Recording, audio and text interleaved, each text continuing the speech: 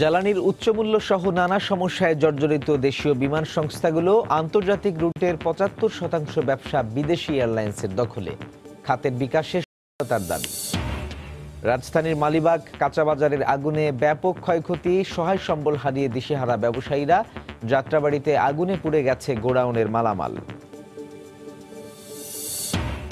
জমি অধিগ্রহণ না করেই রামপালে নদী ও খাল খননের অভিযোগ পানি উন্নয়ন বোর্ডের বিরুদ্ধে। জমি হারানোর শঙ্কায় স্থানীয়রা। অভিযোগ খতিয়ে দেখার আশ্বাস কর্তৃপক্ষের। এবং শেষ মুহূর্তে আমের পরিচর্যায় ব্যস্ত নওগাঁর বরেন্দ্র এলাকার বাগান মালিকরা। গতবারের চেয়ে দ্বিগুণ ফলনের আশা। দরদাম শুরু করেছেন ব্যবসায়ীরা।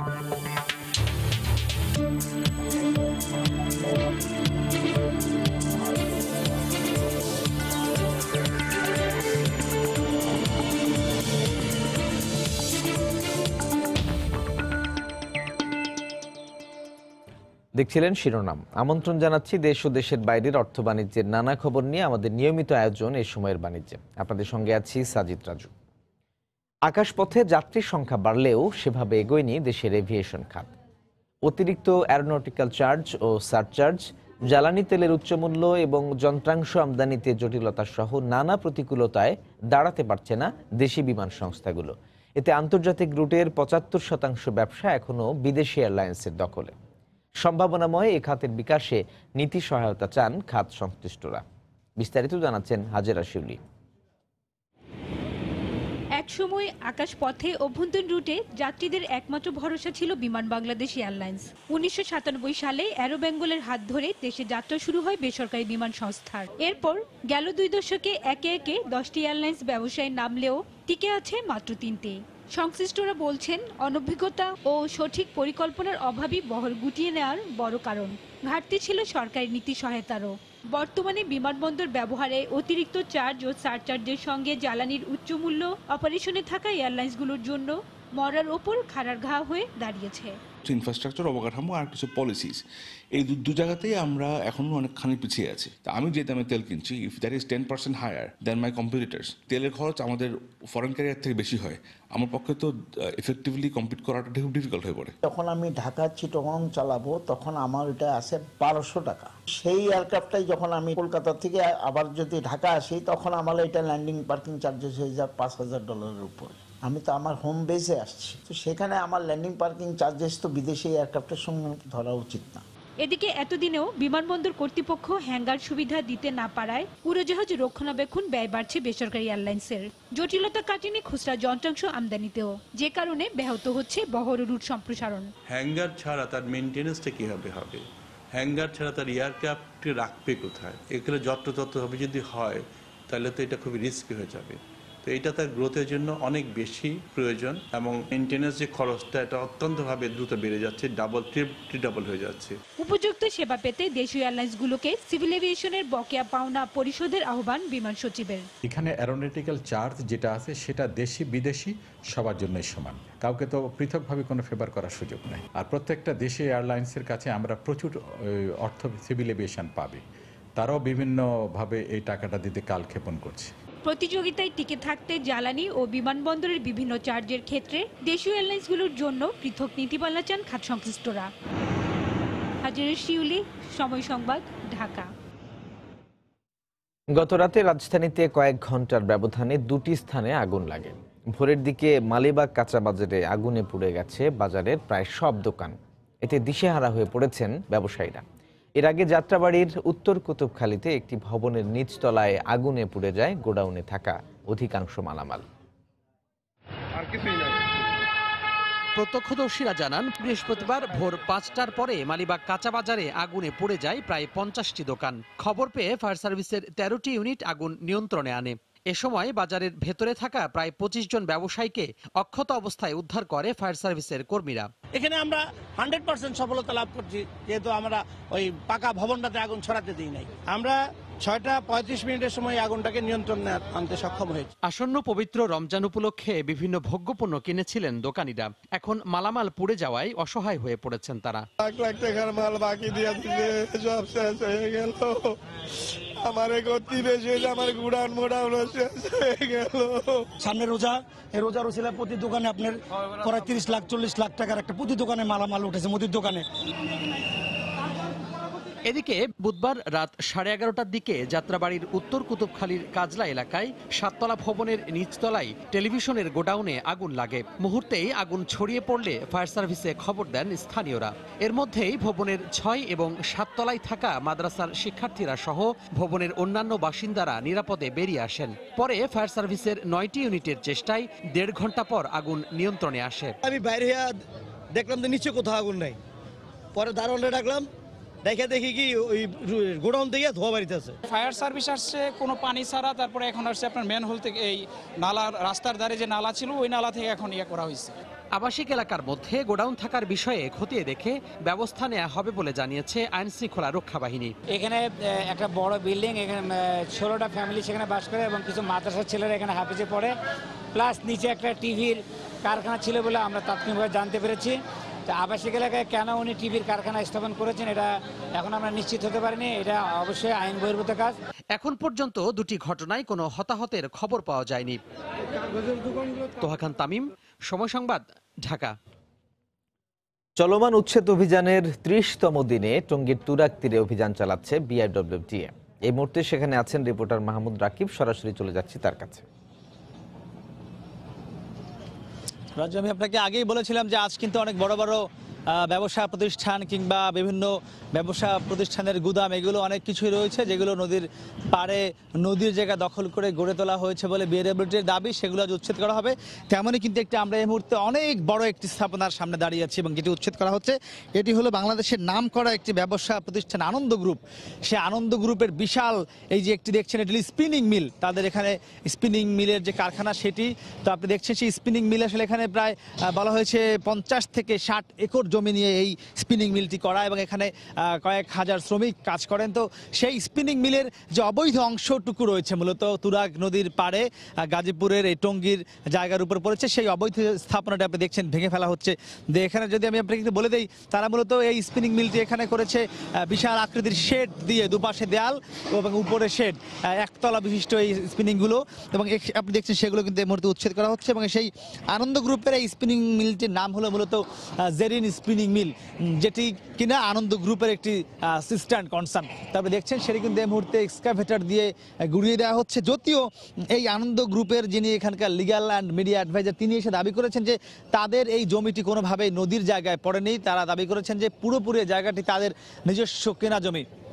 কিন্তু বিআরডব্লিউটি স্পষ্ট করে বলেছে বিষয়টি যে যেহেতু এটি নদীর জায়গার 150 ফুটের মধ্যে পড়েছে, সে কারণে এই জায়গাগুলো তারা ভেঙে ফেলছেন। কারণ নদীর যে সীমানা আইন রয়েছে সেই আইনে হলো যে 150 মিটারের মধ্যে যদি কোনো পাকা স্থাপনা করা হয় সেটি বিআরডব্লিউটি যে কোনো সময় ভেঙে দেওয়ার সব অধিকার রাখে, সেই আইনে মূলত এটি ভেঙে ফেলা হচ্ছে।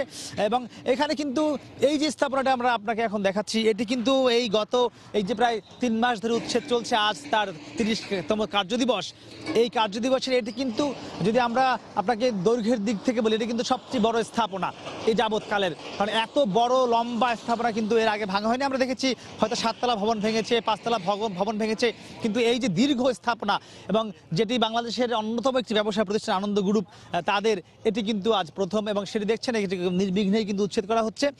এর আগে আমরা দেখেছি আরেকটি ঠিক এই নদীর অপর পাশেই রয়েছে একটি চায়না কোম্পানি টিএটি, সেটিও কিন্তু নদীর ঠিক পাশেই আমরা দেখেছি গড়ে তোলা হয়েছে, তবে সেটা কিন্তু আর ভাঙা হয়নি।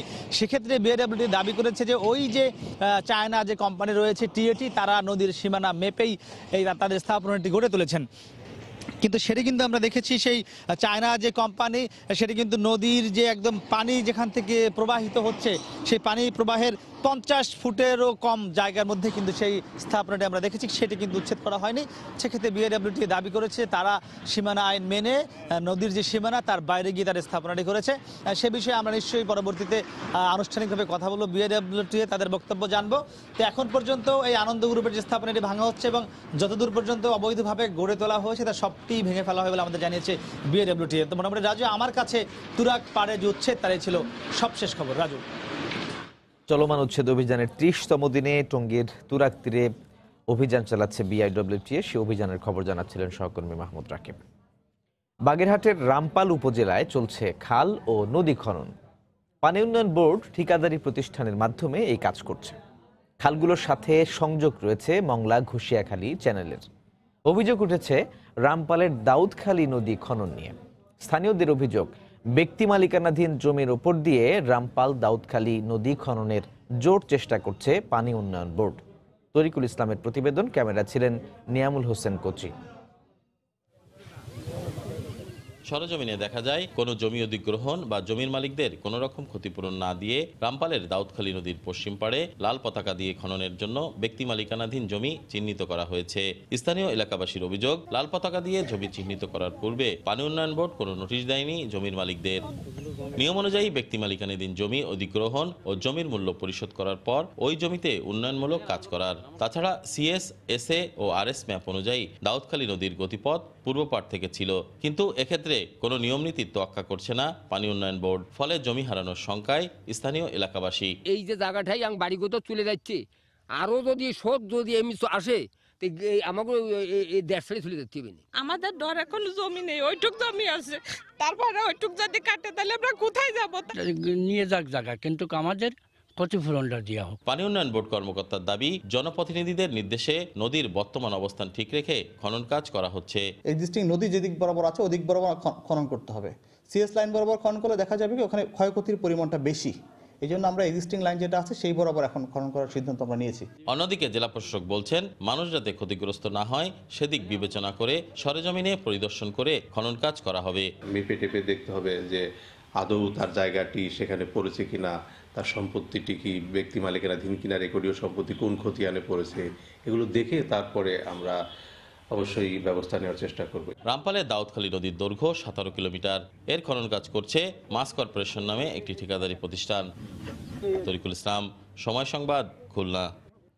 ময়মনসিংহের ত্রিশালে ব্যবসায়ীদের হাক ডাকে মুখরিত হয়ে উঠেছে মাছের বাজার। দেশীয় নানা প্রজাতির মাছ কিনতে ভিড় করছেন ক্রেতারা। তবে গত এক মাসের ব্যবধানে কেজি প্রতি সব ধরনের মাছের দাম বেড়েছে 50 টাকা পর্যন্ত। এতে ক্রেতারা অসন্তোষ প্রকাশ করলেও খুশি মৎস্য চাষিরা। বিস্তারিত জানাচ্ছেন হারুনুর রশিদ। ময়মনসিংহের বাজারে বেড়েছে সব ধরনের মাছের দাম। গত এক মাসের ব্যবধানে বাজারে কেজি প্রতি মাছের দাম বেড়েছে 20 থেকে 50 টাকা। নদীনালা খালবিল শুকিয়ে যাওয়ার কারণে বাজারে মাছের আমদানি কমে যাওয়ায় দাম বেড়েছে বলে জানান ব্যবসায়ীরা। মাছের বাজার এখন একটু বাড়তি, ডাল সিজন তো এখন আমদানি কম মাছের।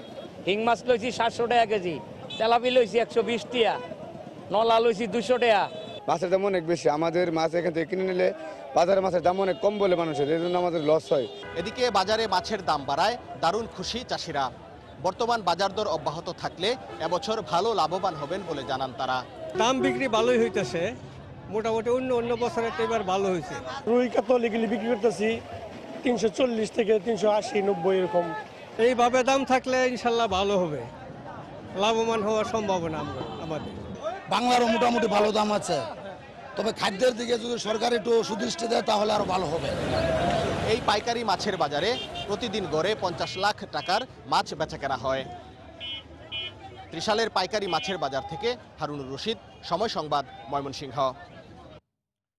প্রধানমন্ত্রীর আসন্ন ব্রুনাই সফর নিয়ে ব্রিফ করছেন পররাষ্ট্রমন্ত্রী একে আব্দুল মোমেন। আমরা সরাসরি যাচ্ছি সেখানে। বলতে হয়নি যে আমাকে এই কারণে ভোট দাও, তারা বাংলাদেশ দেখলেই আমাদের সাপোর্ট দেয়। So we have developed such a solid relationship with them over the last many years. আমরা সেটাকে আরো একটু তুঙ্গে নিয়ে যেতে চাই। মাননীয় প্রধানমন্ত্রীর এই সফর দুই দেশের মধ্যে বন্ধুত্বপূর্ণ সম্পর্ক আরো দৃঢ়তর করার পাশাপাশি জ্বালানি, বাণিজ্য, বিনিয়োগ, কৃষি খাদ্য, বিমান যোগাযোগ, মানব সম্পদ উন্নয়ন, পর্যটন ও কারিগরি সহায়তা ইত্যাদি ক্ষেত্রে দ্বিপাক্ষিক সহযোগিতা সম্প্রসারণে বিশেষ অবদান রাখবে বলে আমরা বিশ্বাস করি। রোহিঙ্গা সমস্যা সহ বিভিন্ন আঞ্চলিক ও আন্তর্জাতিক গুরুত্বপূর্ণ ইস্যুতে ব্রুনাই ও আসিয়ান সদস্য দেশসমূহের কার্যকর সমর্থন আদায়েও এ সফর উল্লেখযোগ্য ভূমিকা রাখবে। এছাড়াও এ সফর দক্ষিণ পূর্ব এশিয়ার দেশগুলির সংগঠন আসিয়ানের সাথে বাংলাদেশের সম্পর্ক উন্নয়ন ও কার্যকর সহযোগিতা বৃদ্ধিতে বিশেষ ভূমিকা রাখবে বলে আমাদের বিশ্বাস। আর আপনারা জানেন যে আসিয়ানের সাথে আমাদের সম্পর্ক আরো গভীরতর করার আমাদের প্রচেষ্টা আছে, এবং সুতরাং আমার বিশ্বাস এই সফরে আমাদের অর্জন অনেক অনেক হবে। I think this is anything else wants to add? ধন্যবাদ। মাননীয় মন্ত্রী, আপনাদের ধন্যবাদ। ওনার সাথে আমাদের সম্পর্কের কথা বলতেন, ভালো লাগলো, এটা তো বৃদ্ধি পাবে আশা করছি। তো রোগকে নিয়ে তো আমাদের এখানে একটা সমস্যা আছে, আমরা স্থানান্তর করতে চাই কিন্তু সেটাও পারলাম। তো এই বিষয়টা নিয়ে জোরালোভাবে কোনো উদ্যোগ নিবে কিনা সেখানে আলোচনা আছে। Thank you. আর কারো প্রশ্ন আছে? একসাথে দুইটা তিনটা নেই।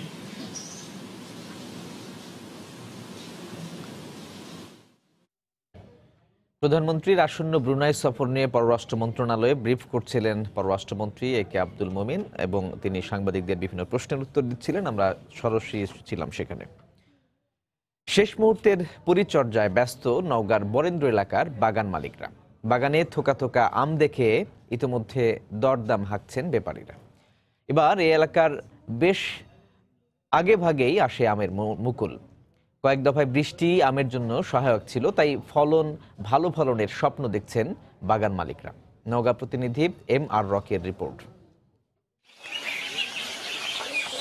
নওগাঁর বরেন্দ্র এলাকার সাপাহার, পোরশা, নিয়ামতপুরের আমবাগানগুলোতে এখন চলছে শেষ মুহূর্তের পরিচর্যা। এবার এখানকার আমবাগানগুলোতে বেশ আগে ভাগেই মুকুল আসে। কয়েক দফা বৃষ্টিপাত আমের জন্য বেশ সহায়ক হওয়ায় থোকা থোকা বাড়ন্ত আমগুলো শোভা ছড়াতে শুরু করেছে। এসব আমে ছত্রাক ও ঝরে পড়া রোধে বিভিন্ন বালাইনাশক প্রয়োগ করছেন বাগান মালিকরা। ইতিমধ্যে দেশের বিভিন্ন স্থান থেকে ব্যাপারীরা এসে এসব বাগানে দরদাম হাঁকছেন। আর বাগান মালিকরা বলছেন গেল বছরের চেয়ে এবার বেশি আম হবে এমন ধারণা রেখে চলছে বাগান কেনাবেচা। পোকা পাকড় যেন না আসে তার জন্য চিকন আমরা বাগান পরিষ্কার রাখছি। আমার আশিনা আছে, খিরসা আছে, ফজলি আছে, গুঠি আছে। 22 বিঘার বাগানে আমি 10 থেকে 15 লক্ষ টাকা আমি আশা করছি এই বছরে। সুন্দর পুষ্টিযুক্ত আম যদি আমরা খেলাতে পারি, এবার অন্যান্য বছরের তুলনায় এবার আমরা আমের দাম বেশি পাবো, ন্যায্য মূল্য পাবো। শেষ মুহূর্তে কোনো দুর্যোগ না হলে গতবারের চেয়ে দ্বিগুণ আম পাওয়ার আশা বাগান মালিকদের। দাগ লাগবে না, ছিদ্রকারী পোকা আসবে না, ওই কারেন্ট পোকাও তো ধরবে না। এবার দ্বিগুণ আম হয়েছে। আমরা আশা করছি যে এবার 6 থেকে 7 লক্ষ টাকা মানে আশা করছি। এই অবস্থায় আমের ভালো ফলন নিশ্চিত করতে বাগান মালিকদের নানা পরামর্শ দিচ্ছে কৃষি বিভাগ। এখন পর্যন্ত আবহাওয়া ভালো থাকায় আশা করা যাচ্ছে বাম্পার ফলন হবে। উপজেলা কৃষি অফিস সহ উপজেলা প্রশাসন নিরাপদ আম এবং ক্ষতিকর রাসায়নিক ছাড়া কিভাবে নিরাপদ আম সারা দেশব্যাপী পৌঁছে দেওয়া যায় সেই ব্যাপারে নিরলস পরিশ্রম করে যাচ্ছে। জেলায় 15,500 হেক্টর জমির বাগান থেকে 2.5 লাখ মেট্রিক টন আমের ফলন আশা করছে কৃষি বিভাগ। MR রকি, সময় সংবাদ, নওগাঁ। পবিত্র রমজান মাস সামনে রেখে নিরাপদ খাদ্য নিশ্চিত করতে রাজধানীর মিরপুর এলাকায় বিশেষ অভিযান চালাচ্ছে BSTI। এই মুহূর্তে সেখানে আছেন সহকর্মী শাহরিয়ার জামান দ্বীপ। যাচ্ছি তার কাছে। দ্বীপ, রাজু, ঠিক যেমনটি আপনি বলছিলেন, পবিত্র রমজান মাসকে কেন্দ্র করে নিরাপদ খাদ্য নিশ্চিতের লক্ষ্যে কিন্তু আজকে থেকে বিশেষ অভিযান শুরু করেছে BSTI। এবং এই মুহূর্তে আমি রাজধানী মিরপুরে রয়েছি। মিরপুরে যে ফলের দোকানগুলো রয়েছে সেই দোকানগুলোতে তাদের অভিযান চলছে। তো অভিযান এই পর্যায়ে আপনারা দেখতে পাচ্ছেন যে একটু যদি আপনাদেরকে জানিয়ে রাখতে চাই যে এখানকার আশেপাশে যে বিভিন্ন ফলের দোকানগুলি রয়েছে সেই ফলের দোকানগুলি থেকে BSTI কর্মকর্তারা ফলগুলো সংগ্রহ করছেন। এরপরে তারা একটি ভ্রাম্যমাণ ল্যাব এখানে স্থাপন করেছেন এবং এই ল্যাবের মাধ্যমে কিন্তু পরীক্ষা করা হচ্ছে ফলগুলোকে। তারা এখানে যেটি আমাদেরকে বলা হয়েছে BSTI বিএসটিআইয়ের পক্ষ থেকে, যে তারা যে বিষয়টি মূলত দেখছেন যে যেই ফলগুলো রয়েছে এই ফলগুলোর মধ্যে কেমিক্যাল রয়েছে কিনা। তবে একটি আশার বিষয় হলে এখন পর্যন্ত বেশ কয়েকটি দোকানের ফল কিন্তু পরীক্ষা করা হয়েছে, কোনোটিতে কেমিক্যাল পাওয়া যায়নি। এতে বিএসটিআই কর্মকর্তারা কিন্তু কিছুটা স্বস্তি প্রকাশ করেছেন। এবং একটু জানিয়ে রাখতে চাই যে এই পরীক্ষাটি যখন করা হচ্ছে, পরীক্ষার ফলাফল কিন্তু দোকান মালিকের উপস্থিতিতে এবং সাধারণ মানুষের সামনেই কিন্তু জানানো হচ্ছে। এতে করে কিন্তু সাধারণ মানুষও আসলে এই পরীক্ষাটি সম্পর্কে জানছে এবং কিভাবে পরীক্ষা করা হচ্ছে তারা কিন্তু সেই বিষয়টি তুলে ধরছে। এবং বিএসটিআইয়ের পক্ষ থেকে বলা হচ্ছে তারা যেইভাবে পরীক্ষাটি করছে, যদি কেমিক্যাল কোনোভাবে দেওয়া হয়ে থাকে ফলটির মধ্যে, এই পরীক্ষায় অবশ্যই সেটি ধরা পড়বে। এখানে আমরা বিভিন্ন ধরনের ফল দেখতে পেয়েছি এবং বিএসটিআইয়ের কর্মকর্তারা যেটি বলেছেন যে শুধুমাত্র যে পথের ফলের দোকানগুলো, সেগুলিতে না, বিভিন্ন ডিপার্টমেন্টাল স্টোরে যেই ফলগুলো পাওয়া যায় সেখানেও তারা এই অভিযান পরিচালনা করবেন। তারা বলেছেন তাদের এই বিশেষ অভিযানটি আজকে থেকে শুরু হয়েছে এবং আজকে থেকে শুরু হয় এটি পুরো রমজান মাসব্যাপী চলবে। এবং তারা বলছে যে হয়তো এক এক দিন এক একটি এলাকায় তারা এই অভিযান পরিচালনা করবেন। বিএসটিআইয়ের কর্মকর্তারা এখানে রয়েছেন, তারা এই পরীক্ষা এবং এই বিএসটিআর যে সামগ্রিক কার্যক্রম এটি পরিচালনা করছেন। এখানে বিএসটিআর যে ল্যাবের দুজন স্পেশালিস্ট রয়েছেন তারা এগুলি পরীক্ষা করছেন। এবং বিএসটিআর কর্মকর্তারা যেটি বলছেন যে এই যে পরীক্ষাটি আজকে থেকে শুরু হলো, এটি শুধু ফলের মধ্যে সীমাবদ্ধ থাকবে না, নিরাপদ খাদ্য নিশ্চিত করার লক্ষ্যে তারা যখন যে খাদ্যটিকে মনে করবে তখনই কিন্তু তারা এই ভ্রাম্যমাণ ল্যাবের মাধ্যমে পরীক্ষা করবেন। তারা যেটি আমাদেরকে বলেছেন যে শুধু ফল না, হয়তোবা কালকে থেকে তারা অন্যান্য যে খাবার বিষয়গুলো রয়েছে সেগুলোর মধ্যে তারা এই অভিযানের মধ্যে চলে আসবে। তো এখান থেকে আসলে সর্বশেষ তথ্যটি আমার কাছে রয়েছে যে সকাল 10:30 থেকে এই যে ফলের অভিযান রমজানকে কেন্দ্র করে সেটি শুরু হয়েছে এবং তারা বলছে আজকে আরো বেশ কয়েকটি জায়গায় তারা এই অভিযান পরিচালনা করবে। রাজু, রাজধানীর মিরপুর এলাকায় চলছে বিএসটিআইয়ের অভিযান, সেখান থেকে জানাচ্ছিলেন সহকর্মী শাহরিয়ার জামান দ্বীপ। রমজানকে সামনে রেখে চট্টগ্রাম বন্দরে বেড়েছে আমদানি ও পণ্য খালাস কার্যক্রম। এই মুহূর্তে সেখানে আছেন রিপোর্টার শফিকুল আলম, যাচ্ছি তার কাছে। শফিক,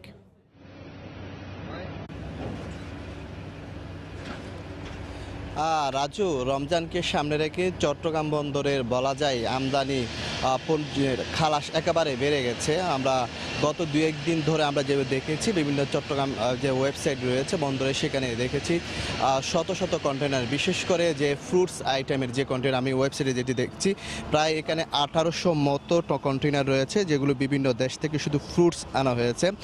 গতকালকে কিন্তু রেফার কন্টেনার চট্টগ্রাম বন্দরে রেফার কন্টেনার ছিল 1719টি, আজকে সেখানে 1547টি কন্টেনার রয়েছে, যেগুলো আপেল, কমলা, আঙ্গুর সব বিভিন্ন দেশ থেকে রমজানকে সামনে রেখে আনা হয়েছে। এই মুহূর্তে চট্টগ্রাম বন্দরে জেটিতে যে 16টি জেটি রয়েছে, সেই জেটিতে 17টির বেশি জাহাজ রয়েছে।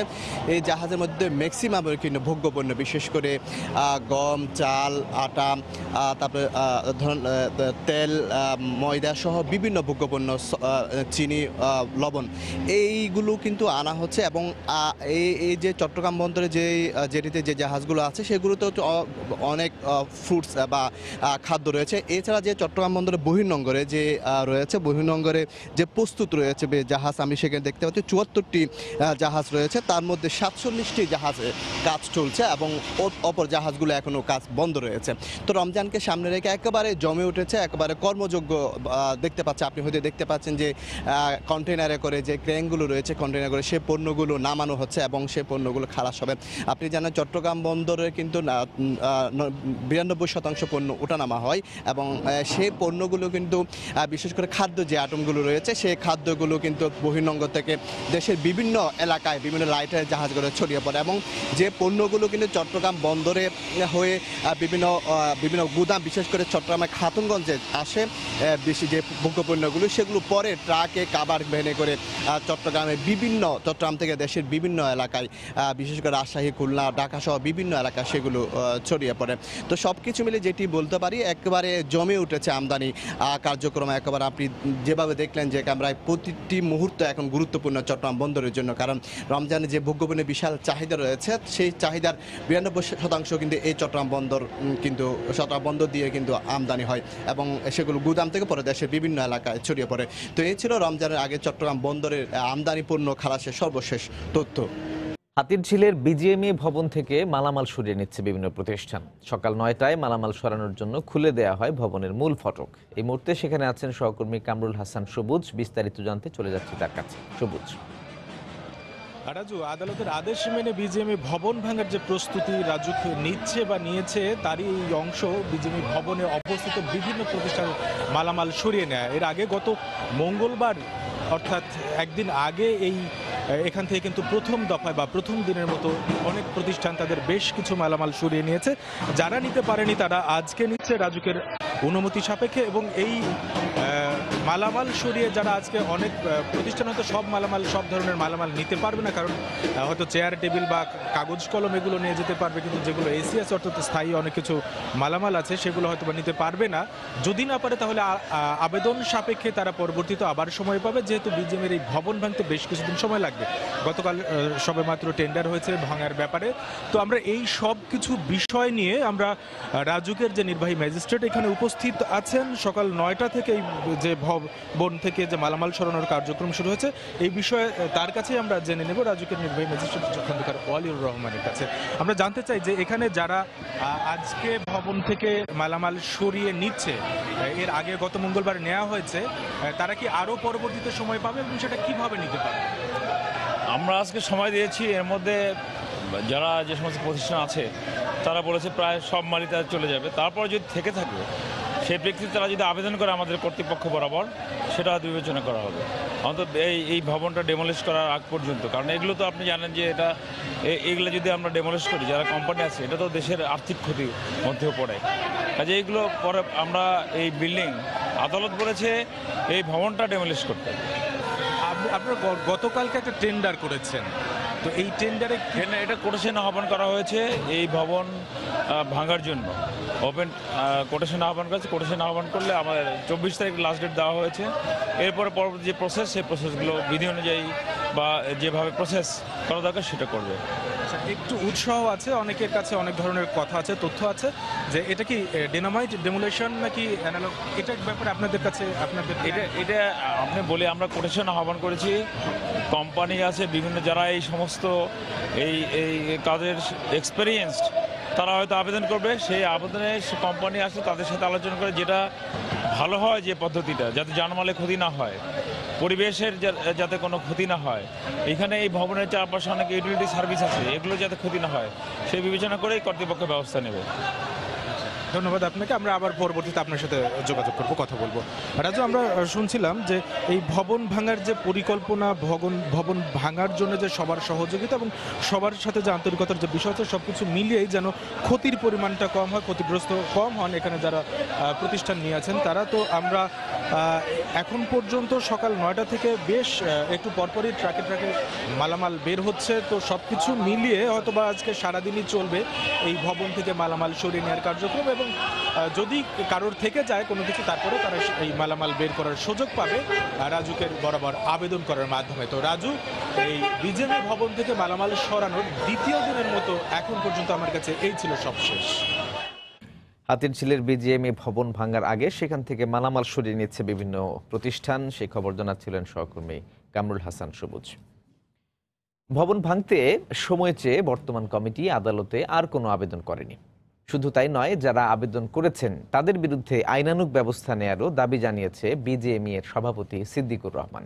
বুধবার রাজধানীর উত্তরায় বিজিএমই এর নতুন ভবনে আয়োজিত সাংবাদিকদের সঙ্গে মতবিনিময় সভায় তিনি এ দাবি করেন।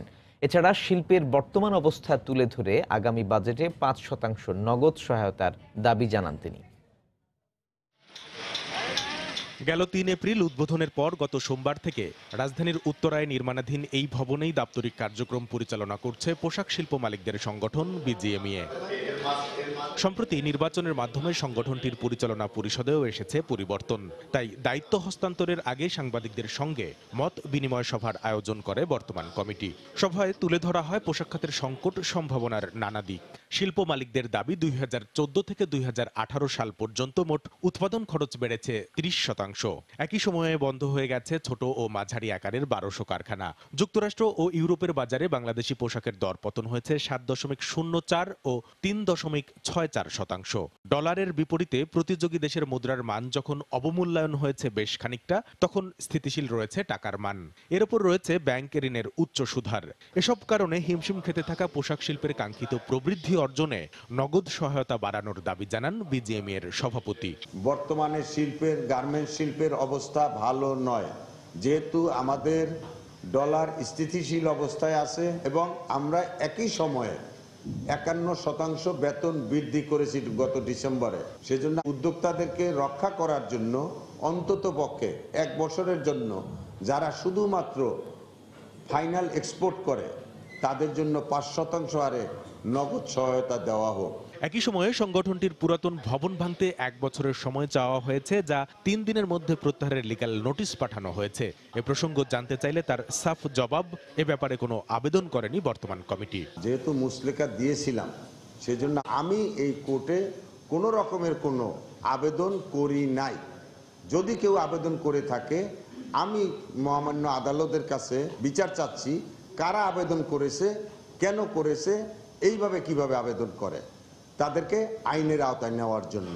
সভায় যেসব কারখানা মালিক বন্ড সুবিধার অপব্যবহার করেন, শিল্পের ভাবমূর্তির স্বার্থে তাদের বিরুদ্ধে আইনানুগ ব্যবস্থা গ্রহণেরও দাবি জানান তিনি।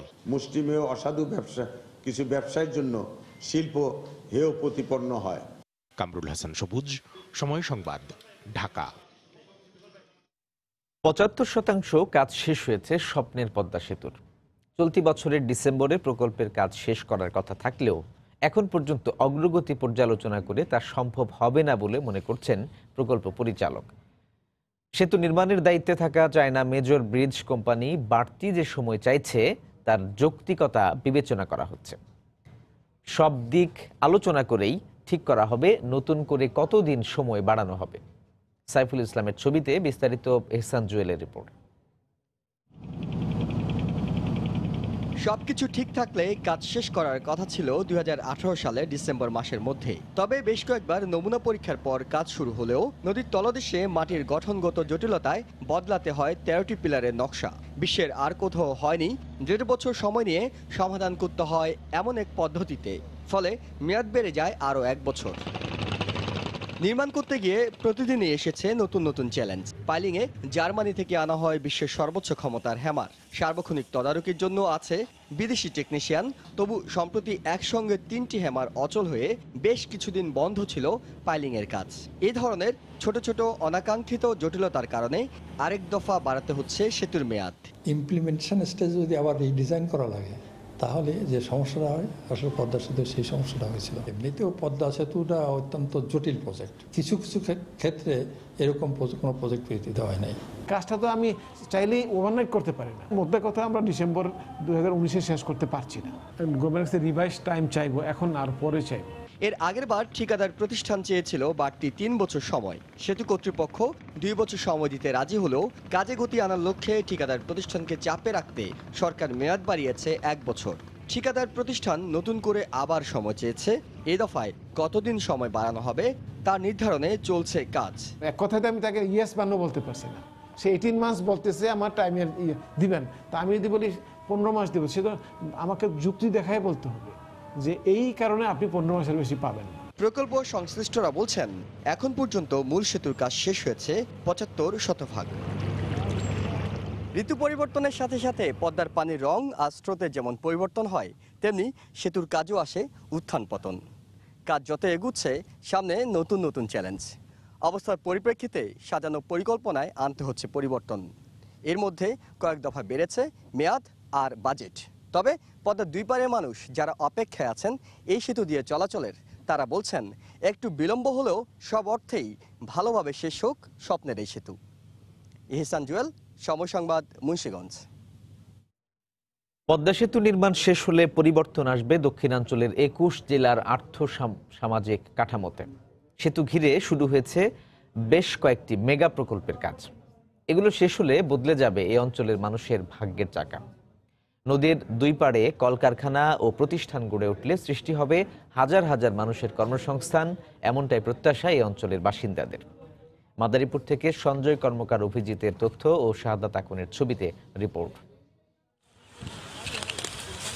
পদ্মা নদীর উভয় প্রান্তে একসময় বলতে গেলে জনশূন্য ছিল, কিন্তু পদ্মা সেতুকে ঘিরে দুপারের জীবনযাত্রার মান পাল্টে যাচ্ছে। সেতুটি চালুর অপেক্ষায় সবচেয়ে বেশি আশায় বুক বেঁধেছেন প্রান্তিক কৃষকরা। রাজধানীর ব্যবসায়ীরা সরাসরি কৃষকদের কাছ থেকে পণ্য ক্রয় করলে অর্থনৈতিকভাবে লাভবান হবেন তারা। ব্যবসায়ীরা যদি লোকালে আসে, মাদারপুরে আসে, তা আমাদের মাল বেচা কিনাও আমরা একটা সুযোগ সুবিধা পাইতে পারি। আমরা কাঁচামালের আলোডি করি, এগুলি ঢাকা নিতে পারবো।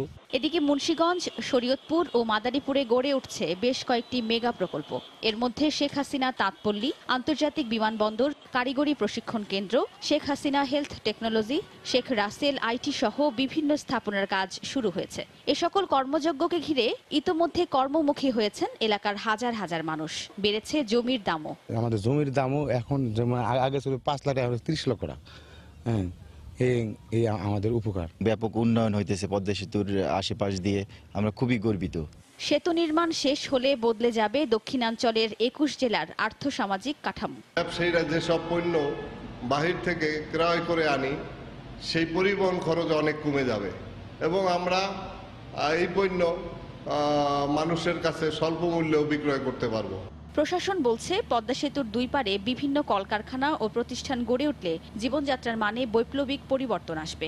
আমরা যদি কমিউনিকেশন ব্যবস্থাকে অনেক সহজতর করে ফেলতে পারি, তাহলে আমাদের যেমন একদিকে উন্নয়ন বাড়বে, অন্যদিকে জনগণ স্বাচ্ছন্দ্যে তাদের বাড়ি থেকে আসা যাওয়া করতে পারবে।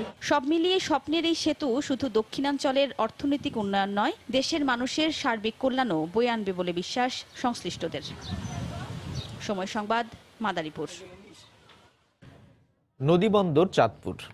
রাজধানী ও নারায়ণগঞ্জ সহ দেশের দক্ষিণাঞ্চলের সঙ্গে নৌপথে লঞ্চই হচ্ছে এই জনপদের যাত্রীদের যাতায়াতের প্রধান বাহন।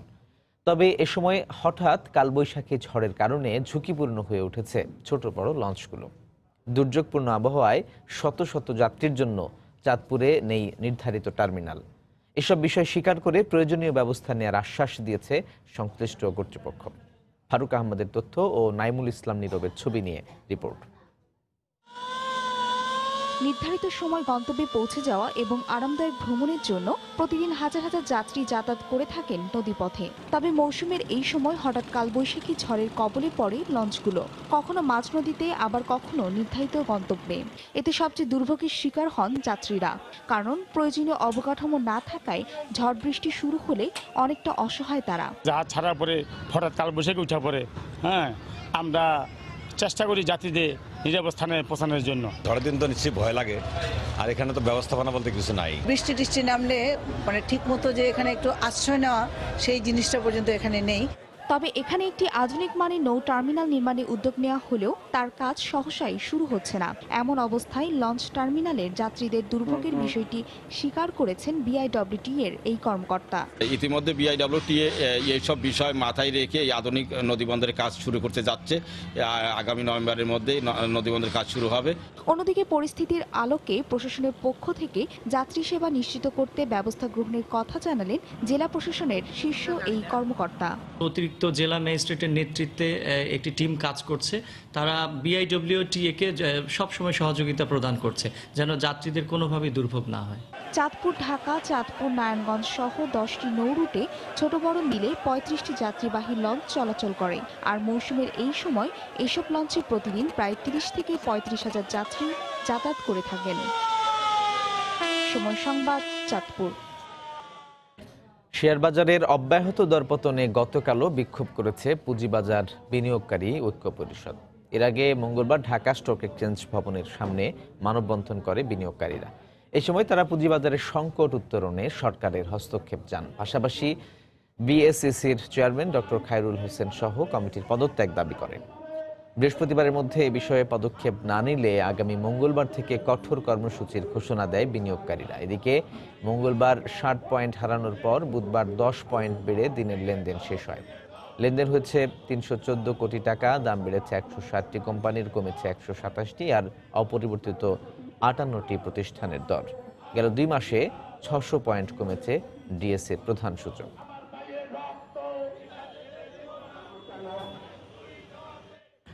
চলতি মাসেই সাভারের চামড়া শিল্পনগরের কেন্দ্রীয় বর্জ্য শোধনাগার পরিচালনা ও রক্ষণাবেক্ষণের জন্য জয়েন্ট স্টকে নিবন্ধনের মাধ্যমে একটি কোম্পানি গঠন করবে সরকার, যেখানে প্রতিনিধিত্ব থাকবে বিসিক, সাভারের স্থানীয় প্রশাসন ও ট্যানারি মালিকদের। গতকাল রাজধানীর মতিঝিলে শিল্প মন্ত্রণালয়ের সভাকক্ষে প্রধানমন্ত্রীর বেসরকারি খাত বিষয়ক উপদেষ্টা সালমান এফ রহমান ও ট্যানারি মালিকদের সঙ্গে অনুষ্ঠিত বৈঠক শেষে এ তথ্য দেন শিল্পমন্ত্রী। এ সময় শিল্পের বৃহত্তর কল্যাণে ট্যানারি মালিকদের দুটি সংগঠন বিটিএ ও বিএফএলএলএফইএ কে বেশ কিছু নির্দেশনা দেন সালমান এফ রহমান। রুচি এক্সপ্লোর লিমিটেড ব্লগ সাইট উন্মুক্ত হয়েছে। ভ্রমণ বিষয়ক লেখা, ছবি, ভিডিও, বিভিন্ন পর্যটন এলাকার পরিচিতি সহ বিস্তারিত তুলে ধরতে এই ব্লগটি উন্মুক্ত করা হয়েছে। গতকাল রাজধানীর একটি হোটেলে এ সাইটের উদ্বোধন করেন স্কয়ার ফুড অ্যান্ড বেভারেজের প্রধান নির্বাহী কর্মকর্তা পারভেজ সাইফুল ইসলাম।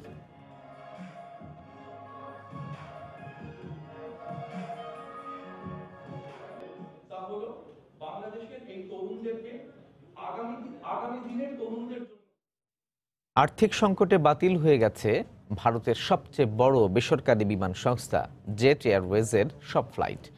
বুধবার রাত থেকে বিমান চলাচল বন্ধ ঘোষণা করে বিমান সংস্থাটি। 25 বছরের ইতিহাসে সবচেয়ে বিপজ্জনক আর্থিক সংকটে থাকার পর জেট এয়ারওয়েজ কর্তৃপক্ষ এই ঘোষণা দেয়। এর আগে ওই প্রতিষ্ঠানে কর্মরত পাইলট, তেল কোম্পানি, সাপ্লায়ার সহ সংশ্লিষ্টদের বকেয়া মেটাতে বিভিন্ন ব্যাংক থেকে 8,000 কোটি টাকা ঋণ নেয় জেট এয়ারওয়েজ। পরে স্টেট ব্যাংক অফ ইন্ডিয়া সহ অন্যান্য ঋণদাতার কাছ থেকে আরও 1500 কোটি টাকার বেশি ঋণ নেয়। কিন্তু তারপরও বিপুল পরিমাণ আর্থিক ঘাটতি পূরণে ব্যর্থ হওয়ায় অবশেষে ফ্লাইট চলাচল বন্ধের সিদ্ধান্ত নেয় প্রতিষ্ঠানটি।